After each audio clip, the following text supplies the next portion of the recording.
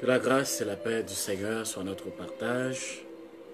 Encore, mes chers amis, nous avons l'honneur et l'heureux privilège de nous retrouver dans la présence du Seigneur afin de pouvoir continuer à creuser dans sa parole, car sa parole est la vérité. Nous remercions le Seigneur pour sa grâce, sa paix et cette merveilleuse journée qu'il nous a donné de passer sous sa protection, dans son affection, parce que dans la présence du Seigneur, comme c'est écrit dans le psaume 29, dans son palais tout s'écrit gloire. Donc c'est une grâce que le fait de passer cette journée dans la présence du Seigneur. Et ça a été très intéressant de passer une journée dans l'adoration de son Saint-Nom, dans la louange de son Saint-Nom, etc., mes chers amis. Pourquoi? C'est parce que c'est important que tous les aspects de notre vie puissent participer à l'adoration de son Saint-Nom et aussi à la louange de sa majesté. Où que tu sois, je te souhaite bénédiction. Puisses-tu passer un agréable moment dans l'adoration de notre Seigneur Tout-Puissant. Je salue ceux-là qui sont déjà avec nous. Sœur Valine Masséna, Frère Junior Clergé et d'autres personnes qui nous écoutent soit en direct ou bien en différé. Nous sommes dans le cadre de notre émission « Quelle heure est-il ?» à l'horloge de la parole de Dieu. En tant que chrétien, en tant que serviteur de Dieu, tu ne dois jamais oublier que notre horloge, notre boussole, c'est la parole du Seigneur. Et c'est dans cette optique que le psalmiste a déclaré « Ta parole est une lampe à mes pieds, une lumière sur mon sentier ». Donc pour retrouver un très bon éclairage, pour savoir où il faut mettre les pieds, comment est-ce qu'il faut marcher pour adorer le Seigneur, pour le louer, pour rester fidèle à son amour, à sa miséricorde, pour combattre le beau combat de la foi, ça prend la lecture profonde, la méditation et l'application de la parole du Seigneur. Donc la foi vient de ce qu'on entend, et ce qu'on entend vient de la parole de Dieu. Pour que ta foi soit solide, ça prend la présence de Dieu, ça prend aussi la méditation, une profonde méditation de la parole du Seigneur. Car la parole du Seigneur, c'est elle seulement qui possède la vertu de transformer, de guérir et de régénérer. Pour être quelqu'un de nouveau, pour être une nouvelle créature, et comme disent certaines versions des Saintes Écritures, une nouvelle création, ça prend la présence de Dieu. Il faut prendre son temps pour creuser la parole du Seigneur. Sois bénis, mes chers amis. Je salue mon amie, la sœur Prospère, Rose. Sœur Rose, bien que tu sois beaucoup plus rose. Il y a aussi notre frère Henri, Robert Nauty, frère Nauty. Salut à toi, mon ami. Et je salue ceux-là aussi qui nous écoutent, qui ne sont pas trop visibles. Mais quand même, salutations à chacun de vous. Nous allons prier le Seigneur. Où est-ce que tu te trouves? En Afrique, en Amérique, en Europe. Sois béni de recevoir les bénédictions du Seigneur, parce que la bénédiction du Seigneur, c'est tout ce dont nous avons besoin. Pourquoi? C'est parce que il n'y a rien l'avenir n'augure rien de bon dans ce monde. L'avenir n'augure rien de bon. Partout, c'est des mauvaises nouvelles. Partout, c'est des mauvaises considérations. Dans les temps passés, on disait qu'il y aura, etc., des choses difficiles. Et voilà, on dit que ce mois-là, le mois de juillet, les autres disent qu'il faut être très prudent parce que c'est un mois qui n'augure rien de bon.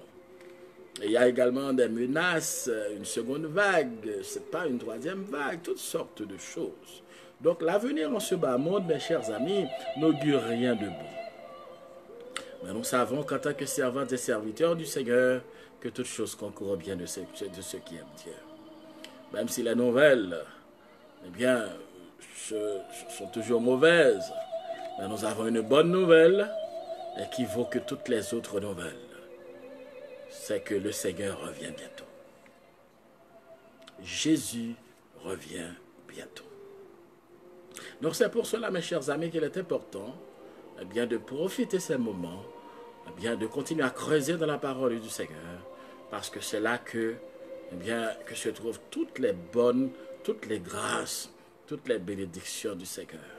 Mais n'oublie jamais que nous ne devons pas nous borner seulement à écouter ou à enseigner ou à prêcher la parole. Ce que le Seigneur attend de chacun de nous, c'est la mise en application de sa parole afin que nous fassions vraiment preuve d'une nouvelle créature et que les choses anciennes sont passées et que toutes choses sont devenues nouvelles. Nous allons invoquer le nom du Seigneur, car sans sa présence, nous ne pouvons rien faire. Prions le Seigneur. Dieu de merveille, Dieu de toute éternité, nous n'avons point de mots pour te qualifier, Seigneur, car ta majesté nous confond. Ton omniprésence nous dépasse. Oui, Seigneur, ta beauté, ô Dieu, dépasse notre entendement. Que tu es grand, Seigneur, que tu es grand.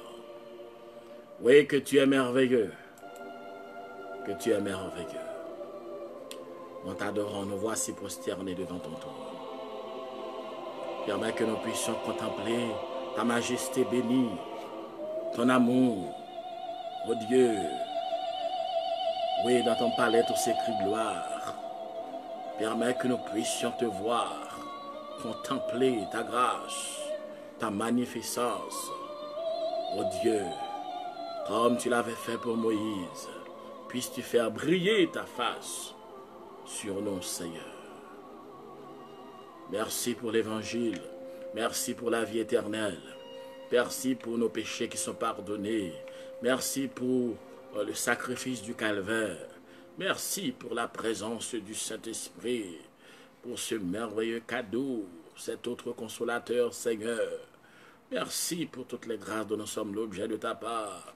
Car sinon, si nous disons que nous voulons prendre le temps d'énumérer le nombre d'interventions miraculeuses que tu as opérées dans notre vie, oh Dieu, oh, nous n'aurions jamais assez de temps, parce que tu fais des merveilles au jour le jour et à chaque seconde, car tu es le Dieu de merveilles.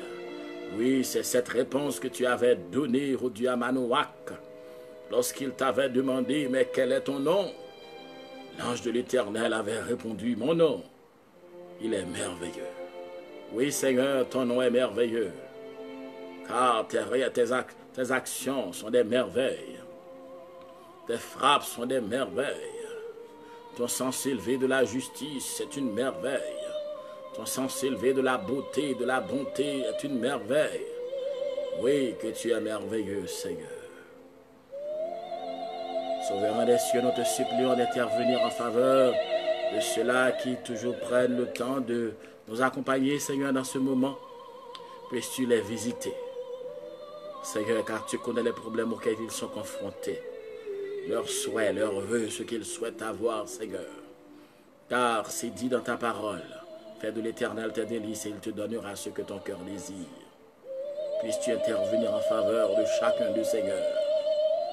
Donne-leur la grâce de résister ou de continuer à résister au péché, de résister aux attraits maléfiques de ce monde corrompu.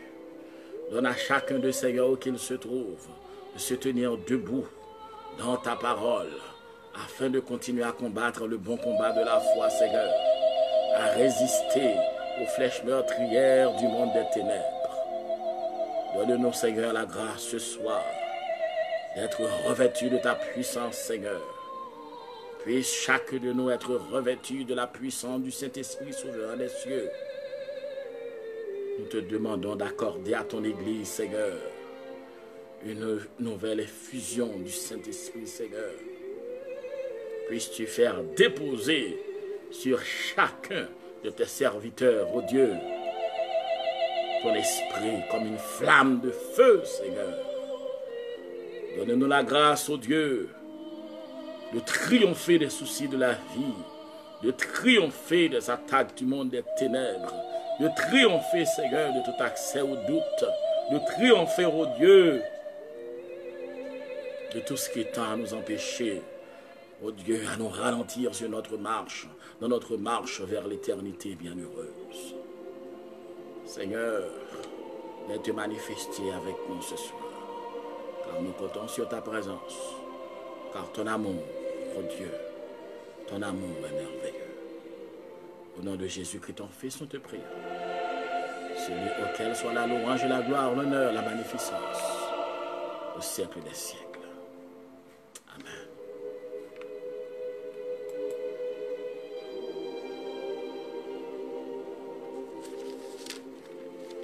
Psaume 29. Fils de Dieu, rendez à l'Éternel. Rendez à l'Éternel gloire et honneur. Rendez à l'Éternel gloire pour son nom. Rendez à l'Éternel, prosternez-vous devant l'Éternel avec des ornements sacrés. La voix de l'Éternel retentit sur les eaux. Le Dieu de gloire fait gronder le tonnerre. L'Éternel est sur les grandes eaux. La voix de l'Éternel est puissante. La voix de l'Éternel est majestueuse. La voix de l'Éternel brise les cèdres. L'Éternel brise les cèdres du Liban. Il les fait bondir comme des veaux. Et le Liban et le Sirion comme de jeunes buffles.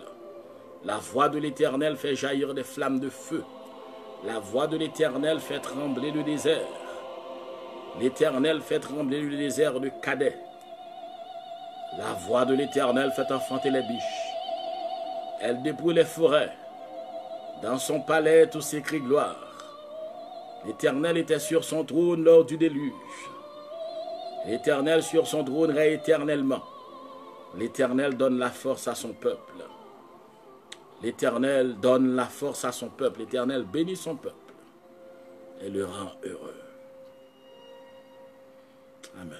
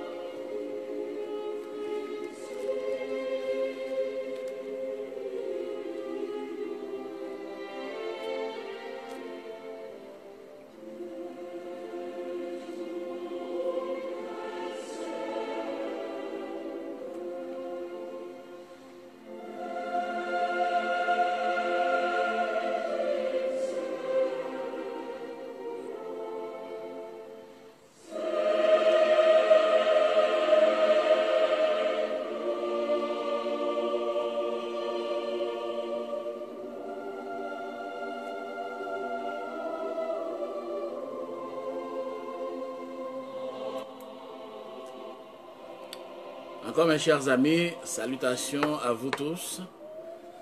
Je salue en particulier notre ami le frère Franz Casseus. Salutations à toi. Également frère Manoak Jean. Et tous ceux-là qui sont avec nous. Frère Lyons, sois béni serviteur de Dieu. Et tous les autres amis, soyez bénis par le nom puissant et merveilleux de notre Sauveur Jésus-Christ. Notre ami Rosemart. Donc, sois béni, ancienne collègue de travail. Sois béni, mon ami, toi et ta famille. Et les autres amis. Donc, petit rappel, nous nous trouvons encore dans le cadre de notre émission intitulé « Quelle heure est-il à l'horloge de la parole de Dieu ?» Quelle heure est-il à l'horloge de la parole de Dieu? Comme j'ai l'habitude de vous le dire, mes chers amis, que les choses, en fait, ce n'est pas pour vous faire peur, mais les choses ne vont pas s'améliorer. Les choses vont de mal en pis. C'est Jésus-Christ qui reviendra. C'est le Seigneur Jésus-Christ qui va revenir sous peu. Et c'est lui qui prendra les rênes du pouvoir, et c'est lui qui, eh bien, lorsque le Seigneur, lui, il reviendra en gloire, là je parle du retour en gloire de Jésus, eh bien là il y aura vraiment un nouvel ordre mondial, un vrai nouvel ordre mondial, pas un faux, pas un nouvel ordre mondial démoniaque, mais un vrai nouvel ordre mondial où notre Seigneur Jésus-Christ, eh bien, il sera roi étant héritier légal et légitime, eh bien, du trône de David. Sœur Léonise, salutations à toi. Donc, mes chers amis, ainsi, nous avons l'obligation de nous préparer davantage, de rester fidèles à notre Dieu, de continuer à creuser dans sa parole afin que nous puissions avoir la force de rester debout, eh bien, jusqu'à ce que le Seigneur revienne. Pourquoi? C'est parce qu'il y aura encore des malheurs, il y aura encore d'autres choses, il y aura encore, eh bien, des situations difficiles à mesure que nous nous approchons du retour de notre Seigneur Jésus-Christ. Nous étudions depuis quelques semaines, eh bien, la 70 semaines, la période de la 70 semaines, eh bien, du prophète Daniel. N'oubliez pas qu'on se trouve maintenant dans la dernière période, la période de l'Antichrist. Donc, où il y a près de 3 séries de jugements sévères que le Seigneur, eh bien, utilisera, que le Seigneur, eh bien, frappera avec ces 3 séries de jugements ce nouvel ordre mondial. Ce nouvel ordre mondial. Pourquoi? C'est parce que ce sera un nouvel ordre mondial dominé par l'impie, l'homme du péché, celui qui s'élèvera au-dessus de Dieu, celui qui se fera adorer comme Dieu. Et c'est à ce moment-là, eh bien, que le Seigneur, comme le Seigneur l'avait dit, l'abomination de la désolation. Et là, on est en plein dans la période de la grande tribulation. Donc, c'est cet homme-là qui sera recouvert de la puissance de Satan. Et c'est lui qui aura à diriger cette planète. Alors, les rois, les présidents, les chefs d'État, les dirigeants, les puissants de ce monde se réuniront afin de lui accorder, eh bien, de lui prêter un serment d'allégeance afin qu'il puisse prendre les rênes du pouvoir dans ce monde et diriger ce monde. Mais pour que cela puisse avoir lieu, il y a un autre événement qui doit arriver. C'est le départ de la fiancée de Jésus-Christ. La fiancée de Jésus-Christ, l'église de Jésus-Christ. Car, comme il est dit dans les Saintes Écritures, au son de la trompette de Dieu, les morts en Christ ressusciteront premièrement, et nous les vivants qui serons restés, nous serons ensemble, changés en un clin d'œil et enlevés à la rencontre du Seigneur dans les airs. Donc, comme je vous l'ai déjà dit, eh bien, entre la 69e semaine et la 70e semaine, il y a une parenthèse. C'est la parenthèse de l'église de Jésus-Christ. La 69e semaine, eh bien, avait était arrivée à terme le jour même où le Seigneur était entré à Jérusalem, où il s'était présenté comme roi. Car d'après l'explication que l'ange Gabriel avait donnée à son serviteur appelé bien-aimé, le prophète Daniel, il lui avait dit qu'un roi sera retranché et il n'aura point de successeur. Le roi, le mot hébreu qui traduit le mot roi, veut dire Messie. Donc, le Seigneur va se révéler comme Messie. C'est le jour de son entrée triomphale à Jérusalem. Il va être rejeté et quelques jours plus tard, ce roi sera retranché. Donc, dans la dernière semaine, mes chers amis, qui sera une semaine dominée par l'Antichrist, qui eh bien, conclura une alliance de 7 ans avec plusieurs, je l'avais dit, avec plusieurs dirigeants mondiaux, des grandes sociétés, des grands organismes, etc., des organisations non gouvernementales, l'ONU, etc. Donc, on comprend aussi, mes chers amis, que pour arriver à la signature d'un tel accord, il faut bien qu'il y ait une catastrophe assez sérieuse qui arrive dans ce monde. Pourquoi? C'est parce que, comme Daniel l'a expliqué, il y aura une alliance avec plusieurs. Plusieurs, cela veut dire des rois, des dirigeants, des organismes, des hommes puissants. Donc, ça veut dire la terre, eh bien, il faut qu'il y ait une catastrophe. Assurément qu'il y aura une catastrophe assez sérieuse. La catastrophe qui est prévue pour cela, mes chers amis, c'est l'application, la réalisation de la prophétie du prophète Ézéchiel, lorsque Ézéchiel a dit que le roi du Septentrion, en parlant de la Russie, eh bien, effectuera une attaque terrible, eh bien, avec une coalition contre Israël. Ce sera la première guerre Gog et Magog. Donc, lors de cette attaque, parce que le Seigneur a donné dans Ézéchiel 37, Ézéchiel 38, toutes les informations, tous les renseignements nécessaires, eh bien, pour comprendre d'où viendra l'attaque, quels seront les pays qui participeront à cette coalition maléfique, eh bien, le Seigneur a dit que ce sera une grande puissance, eh bien, qui vient de l'extrémité nord d'Israël. Et cette grande puissance n'est autre que la Russie. Il y a également la Turquie. Eh bien, il y aura d'autres pays qui feront partie. D'ailleurs, cette coalition, si tu regardes les pays qui doivent faire partie de cette coalition, il y a l'Iran, il y a la Libye. Eh bien, on comprend que ces pays ont de très bonnes relations entre eux. Donc, ces pays formeront une coalition qui s'attaqueront à Israël.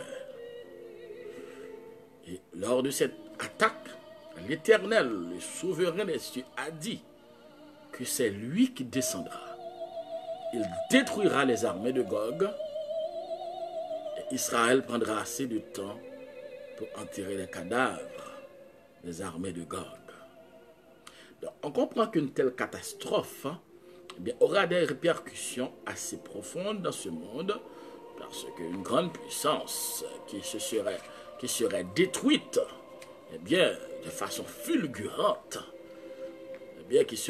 qui verra son armée comme le Seigneur. D'ailleurs, ce ne sera pas la première fois que le Seigneur procédera ainsi. Pourquoi? C'est parce que l'histoire nous dit que les armées égyptiennes, après que l'Égypte fut forcée de laisser partir le peuple de Dieu, Israël, l'Égypte, le roi Pharaon est sorti avec toute son armée pour aller attaquer Israël. Le Seigneur est intervenu et a fait un chemin au milieu de la mer Rouge. Israël est passé dedans et Pharaon et son armée en a profité pour également poursuivre Israël au milieu même de la mer Rouge. Puisque notre Dieu, il est le créateur de l'univers, il a ordonné à Moïse de rallonger son bâton à nouveau sur la mer. Ce qui fut fait, le Seigneur a ordonné à la mer de reprendre sa place. Et toutes les armées de Pharaon s'étaient noyées. D'ailleurs, d'après les recherches, les vestiges des chars de Pharaon et également des ossements de cette armée égyptienne sont jusqu'à présent dans cette mer où il y a eu cet événement, où il y a eu cette intervention. Donc, on comprend, mes chers amis, que notre Dieu, il est souverain. Donc, après une telle catastrophe, et comme on peut le voir là, le passage de ce virus provoque des confusions par-ci et par-là. Mais quand même, ajouté à d'autres catastrophes, on va comprendre la nécessité de venir avec un gouvernement mondial. D'ailleurs, on a déjà commencé à parler de cette affaire de gouvernement mondial depuis quelques décennies déjà. On commence à parler de cette affaire de gouvernement mondial. Donc, et à mesure que les jours passent, à mesure que le temps passe,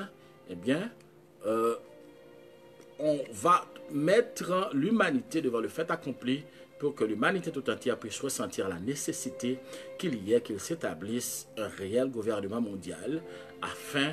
Pourquoi? C'est parce que ce sera, comme on a l'habitude de dire, ce sera un gouvernement de salut public. Parce que la peur, n'oubliez pas que la peur est une arme sérieuse, est une arme terrible. La peur fait beaucoup plus d'effets, des effets que même, des effets qui dépassent même l'utilisation d'une bombe atomique. Parce que aussitôt que tu as peur, on peut t'imposer n'importe quoi. Parce que dès que tu as peur, c'est parce que tu te sens menacé. Ta sécurité est menacée. Donc, on est prêt à te faire avaler n'importe quoi. Tu es prêt à avaler n'importe quoi, n'importe quel mensonge. Et c'est pour cette raison que les serviteurs de Dieu, les servantes du Seigneur doivent toujours rester attachés à la parole du Seigneur pour que tu sois toujours victorieux de la peur. Donc, on comprend pourquoi Jésus-Christ a dit dans Jean chapitre 14 que votre cœur ne se trouble point. Croyez en Dieu et croyez en moi. C'est parce que le Seigneur sait déjà qu'il viendra un temps où l'homme utilisera la peur comme une arme afin de pouvoir te faire avaler des choses qu'autrement tu n'aurais jamais acceptées. Jamais acceptées. Mais aussitôt que tu agis sur la coupe de la peur, tu peux agir n'importe, accepter n'importe ce qu'on t'offre.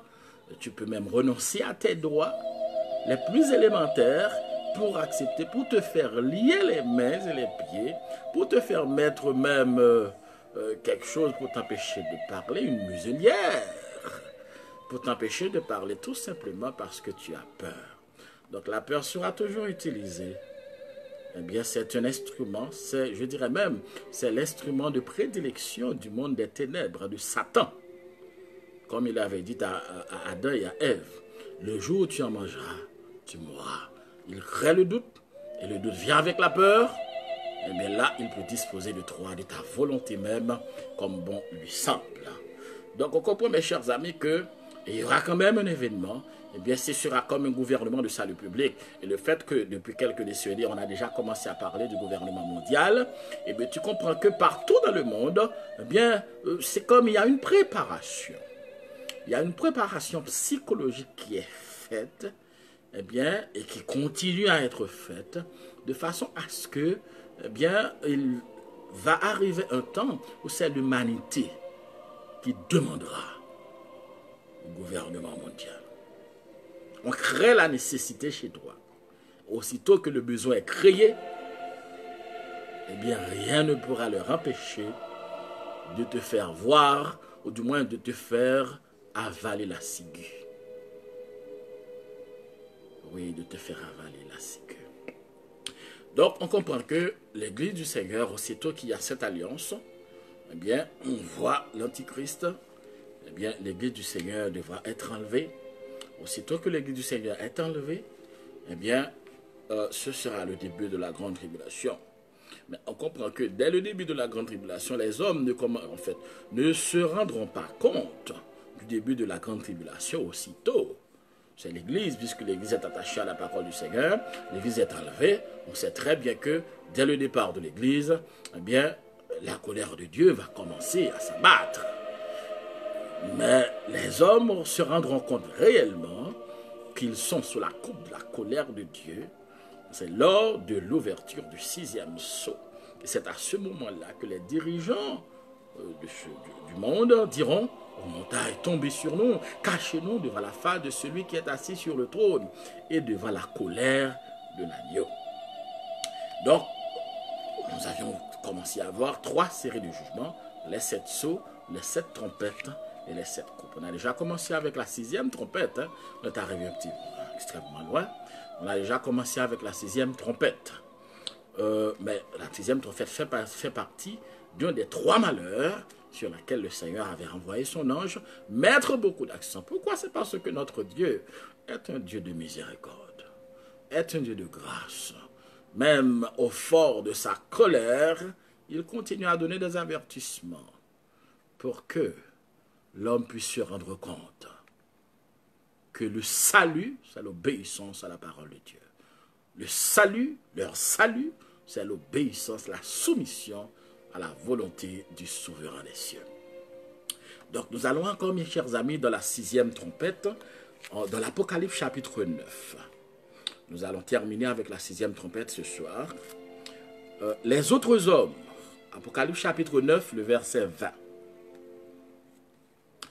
Les autres hommes qui ne furent pas tués par ces fléaux ne se repentirent pas des œuvres de leurs mains, de manière à ne point adorer les démons et les idoles d'or, d'argent, d'airain, de pierre et de bois, qui ne peuvent ni voir, ni entendre, ni marcher. Et ils ne se repentirent pas de leur meurtre, ni de leur enchantement, ni de leur impudicité, ni de leur vol.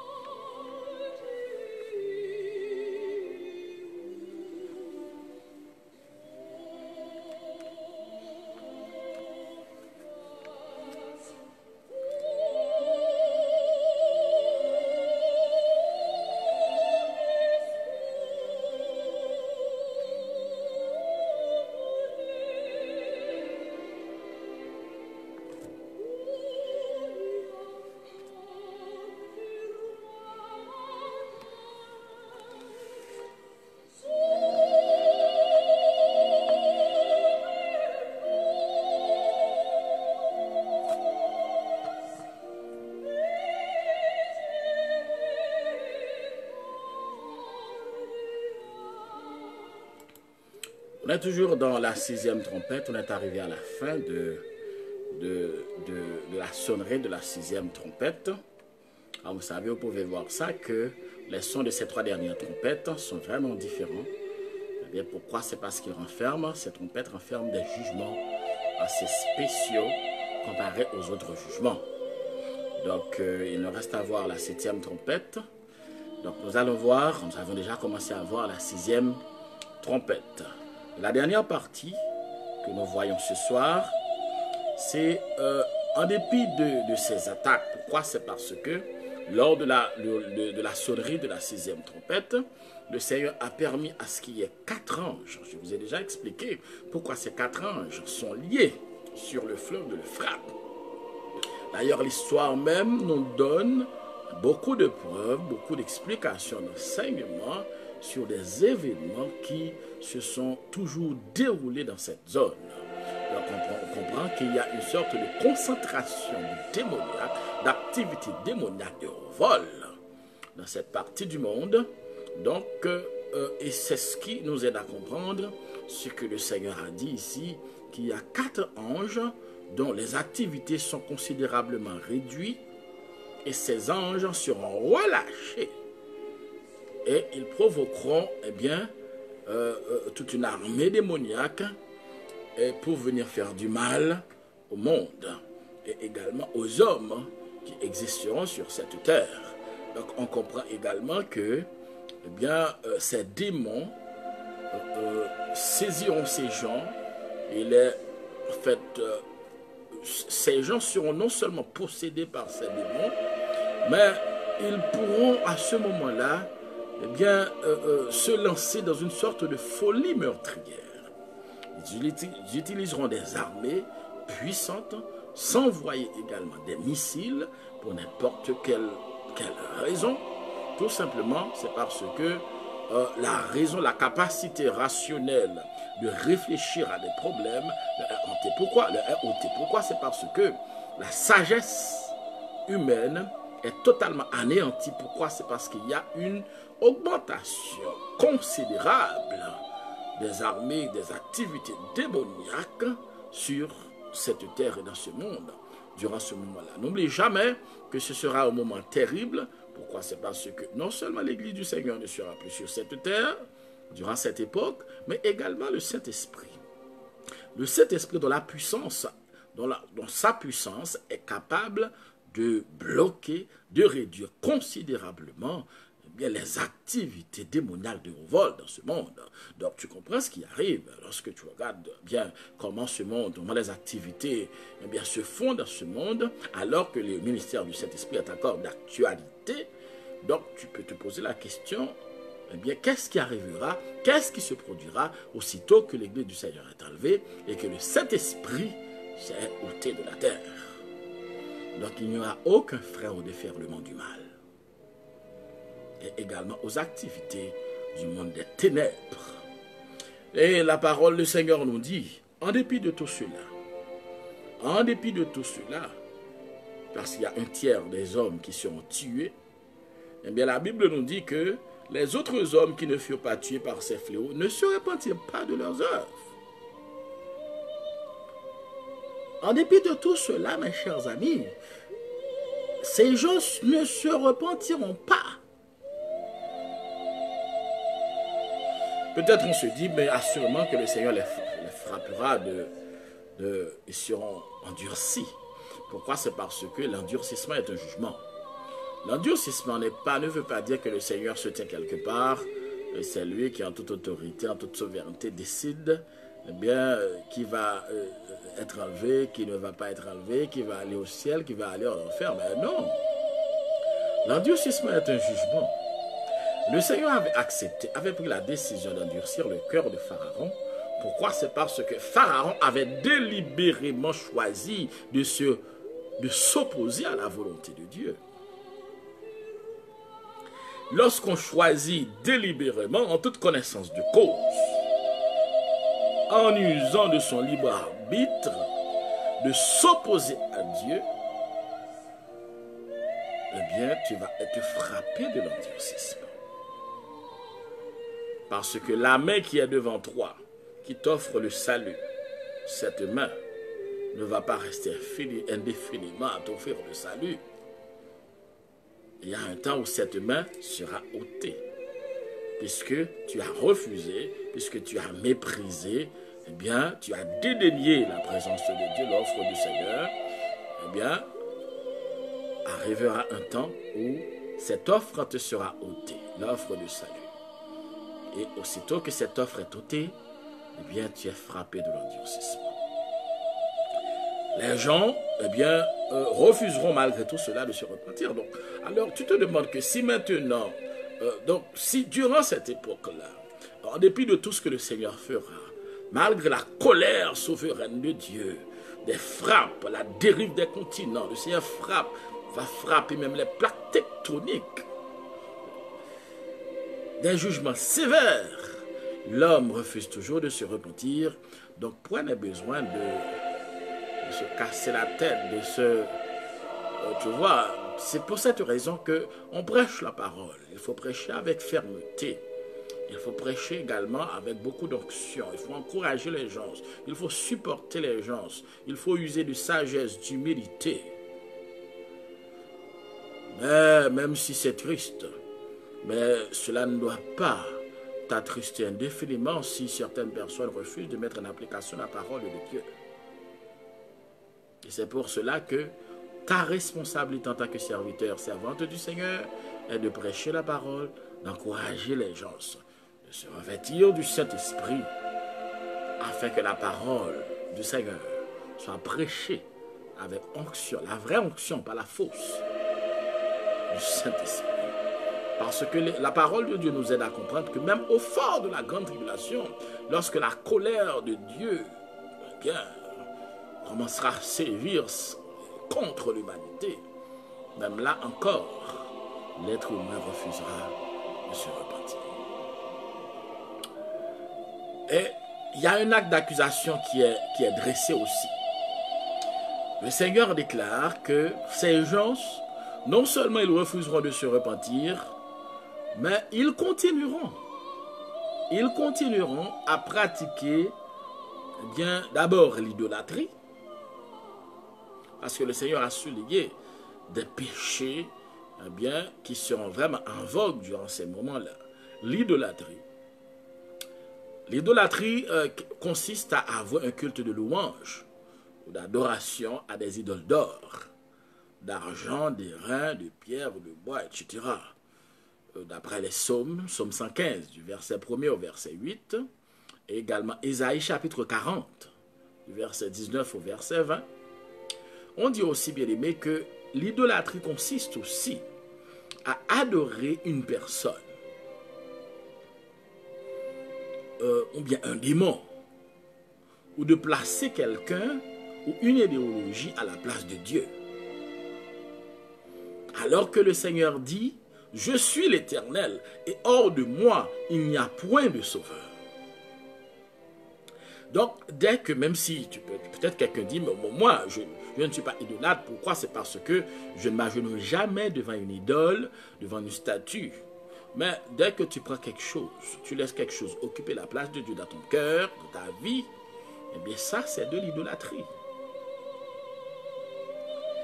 Il y a des gens qui ne se prosternent jamais devant des statues, mais qui se prosternent devant l'argent.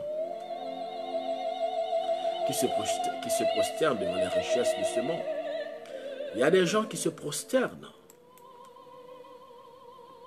Donc on comprend que dès qu'il y a quelque chose qui prend la place de Dieu, la place que le Seigneur doit occuper, eh bien il s'agit là de l'idolâtrie. Donc il faut faire très attention. Dès que tu places quelque chose à la place de Dieu, eh bien il y a là acte d'idolâtrie. Quelle que soit la chose, quel que soit l'être humain, même si c'est ta femme, ton mari, ton enfant, ton travail, ton boulot, une maison, de l'argent, quelle que soit la chose, la personne que tu prends le risque de placer, eh bien, de mettre à la place de Dieu, il y a là l'idolâtrie. Et c'est pour cela que nous autres serviteurs de Dieu, nous devons être très prudents pour ne pas laisser à quelque chose ou bien une personne occuper la place que le souverain des cieux doit occuper dans notre vie. car l'idolâtrie est un terrible péché. Il y a aussi les meurtres. Parce que la parole de Dieu nous dit, au verset 21, ils ne se repentirent pas de leur meurtre. Meurtre. Donc, ils continuent à détruire, à tuer. Vous n'êtes pas sans savoir que parmi les meurtres, il y a également la médisance. Parce que la médisance, eh bien, joue le même rôle qu'un meurtre effectué avec soit une arme blanche ou bien un revolver, une arme à feu. Parce que la langue détruit aussi. Lorsqu'il y a médisance, c'est un acte de destruction. C'est un acte de destruction de l'autre, de son prochain, d'une personne. L'acte de médisance, de médire d'une personne. Lorsque tu prends le temps pour détruire une personne avec ta langue, donc tu es un meurtrier. Le meurtrier n'est pas seulement cette personne qui brandit une arme à feu ou bien une arme blanche pour ôter la vie à une personne. Le meurtrier, c'est quelqu'un qui ôte la vie, soit avec une arme blanche, soit avec une arme à feu, soit avec quelque chose d'autre, ou bien avec sa langue. Quelqu'un qui utilise sa langue pour détruire son prochain, pour détruire eh bien, la relation qu'il y a entre deux personnes, pour eh bien, être la cause du congédiement de son prochain, de la révocation de son prochain. Tu es un meurtrier, au même titre que celui qui aurait utilisé une arme à feu ou bien une arme blanche. Donc dès que la parole du Seigneur parle de meurtrier, il voit aussi, ça englobe eh bien, les gens qui détruisent avec leur langue, les armes à feu, ou bien avec n'importe quoi. Parce que la vie ne t'appartient pas, la vie appartient à Dieu. Seul le souverain des cieux a l'autorité nécessaire de donner la vie et de l'ôter. Dieu seul a cette responsabilité, Dieu seul a cette capacité, Dieu seul a cette autorité. Non seulement il y a des meurtres, ni de leur enchantement. Cela veut dire ces enchantement qui vient du grec pharmakeia. Ce mot englobe, mes chers amis, l'utilisation des poisons, des sortilèges, de la sorcellerie. Des gens qui eh bien, font cette pratique, eh bien, la parole de Dieu les met dans la catégorie d'enchantement. Donc on comprend que durant la grande tribulation, d'ailleurs, aussitôt dans ce monde, dans le monde dans lequel nous vivons actuellement, il y a beaucoup de personnes qui se voient à la pratique, eh bien, des choses de ce genre. Mais durant la grande tribulation, l'intensité sera eh bien, en augmentation. Les personnes qui prendront beaucoup de temps eh bien, pour faire des pratiques aussi sordides et qui sont contre la volonté de Dieu. Il y a les impudicités aussi.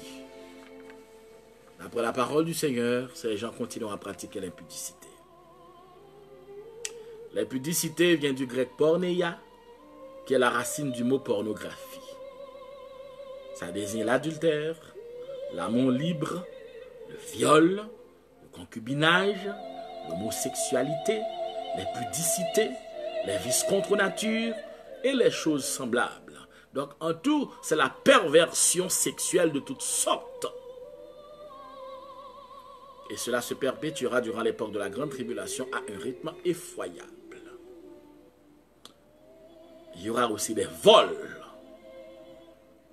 Donc l'honnêteté en tant que vertu se fera très rare durant cette époque connue comme l'époque de la grande tribulation. Malgré les frappes terribles des sceaux ou des trompettes, arrivé jusqu'à la 6e trompette, le Seigneur nous dit que les gens, les autres hommes qui ne sont pas victimes, qui ne sont pas tués, qui sont encore en vie, eh bien, ils ne prennent pas le temps d'adorer le Seigneur ou de se repentir de leurs péchés. Au contraire, ils continueront dans leur entêtement à se révolter contre Dieu. Donc, c'est ce qui va permettre la continuité du jugement de Dieu.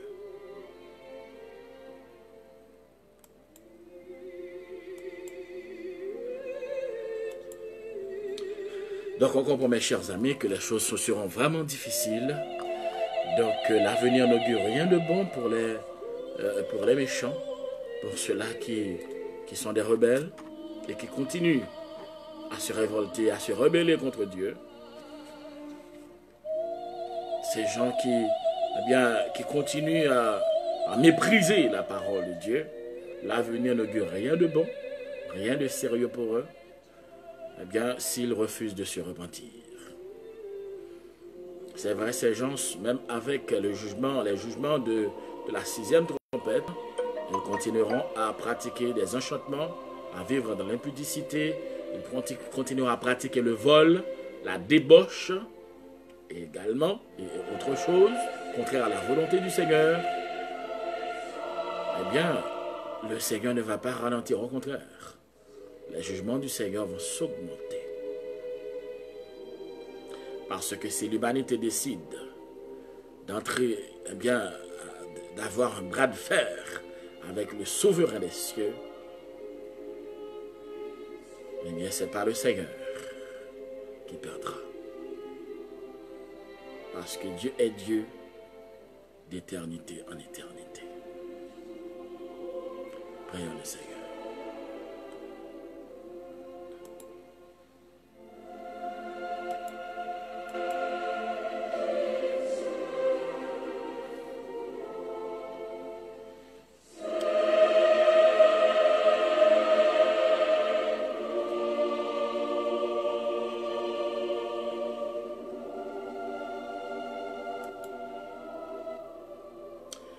Seigneur, nous t'adorons, nous te louons. Nous te disons merci pour ta grâce, ta paix, ta fidélité. Tu es digne de gloire, de louange et d'exaltation. Nous te remercions pour ce moment béni que nous venons de passer devant ton trône, de gloire, de grâce, d'adoration. Oui, Seigneur, nous te sommes infiniment reconnaissants pour ta parole. Et nous comprenons que tu ne veux pas nous faire peur, mais tu veux que nous sachions la vérité. Tu ne veux pas nous surprendre. Tu ne veux pas, Seigneur, que tes enfants aient des surprises aussi désagréables. Et c'est pour cela que tu nous avertis. Tu nous donnes toutes sortes d'avertissements, Seigneur, afin que nous puissions prendre garde à la façon dont nous vivons, dont nous marchons, nous pratiquons ta parole. Les visités célestes, Père, nos amis, ceux-là qui étaient avec nous ce soir. Donne-nous, Seigneur, la grâce d'ingurgiter ta parole comme un puissant remède, médicament. Donne-nous la grâce, ô Dieu, de vivre pour toi. Permets que ta parole, ô Dieu, puisse transformer nos gènes, nos ADN, nos cellules. Ô Dieu, puisse ta parole opérer un changement profond dans notre âme, notre esprit, notre corps. Puisse-t-elle, ô Dieu, guérir nos personnalités. Puisse-t-elle pénétrer notre tempérament. Et que tes serviteurs, ô Dieu, tes servantes, soient réellement des êtres nés de nouveau. Nous te soumettons cette nuit, Seigneur, et nous comptons sur ta présence. Puisses-tu continuer, ô Dieu, à nous accompagner, à être autour de nous un bouclier protecteur, et que tes enfants puissent continuer à marcher de victoire en victoire. Et visiter les cœurs de ceux-là, ô Dieu, qui n'ont pas encore fait la paix avec toi. Donne-leur la grâce, ô Dieu, de comprendre quel risque ils courent, car le temps est proche. Et donne tes serviteurs la grâce, ô Dieu, tes servantes, la grâce de prendre au sérieux leur vie spirituelle, leur marche sur le chemin de l'éternité. Sois avec nous, souverain des cieux. Nous comptons sur toi, tandis que le Saint-Esprit continuera à intercéder pour nous par des soupirs inexprimables. Te prions au nom de Jésus-Christ, notre souverain rédempteur, Oui, Seigneur, à lui soit la gloire, l'honneur, l'autorité, la magnificence, la victoire, au siècle des siècles. Amen.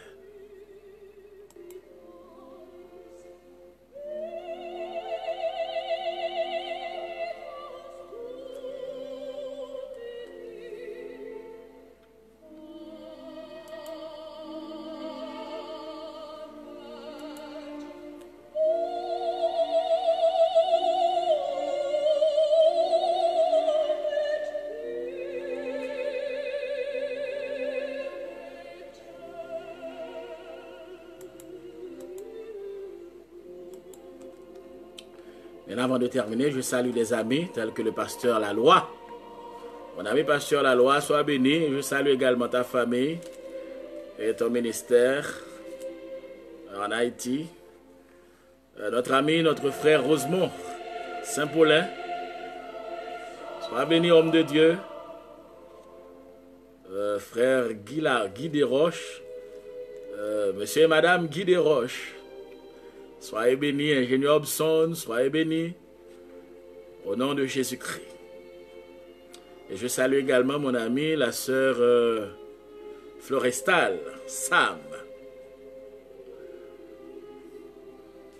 La comptable Florestal Sam, sois bénie, servante de Dieu.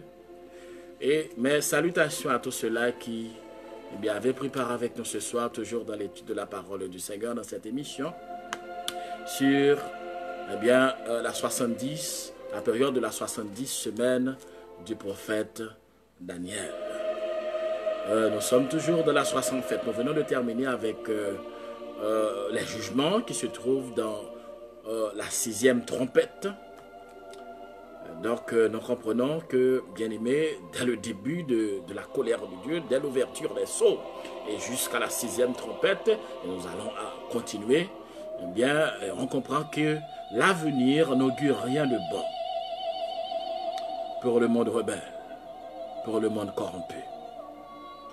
Encore, mes chers amis, ces informations nous sont données pas dans le but de nous faire trembler de peur.